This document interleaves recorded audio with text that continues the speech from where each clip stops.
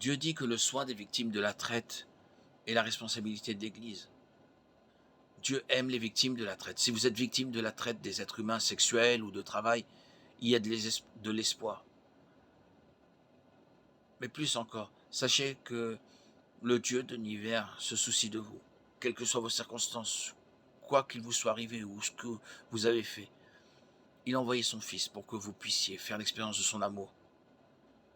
Tendez la main vers lui dès aujourd'hui. Jean 3, 36.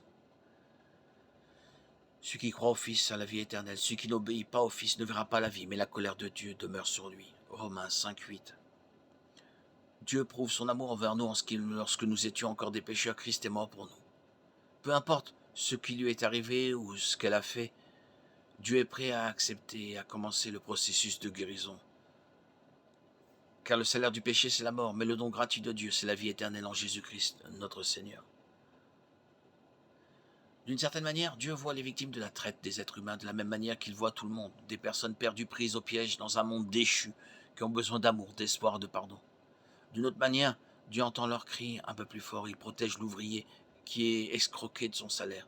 1 Timothée 5, 18. Car l'Écriture dit « Tu n'en muselleras pas le bœuf qui foule le grain et l'ouvrier mérite son salaire. » Et dans la loi de l'Ancien Testament, la seule transgression punissable de mort par le témoignage d'une seule femme était le viol lorsque personne ne pouvait entendre ses cris.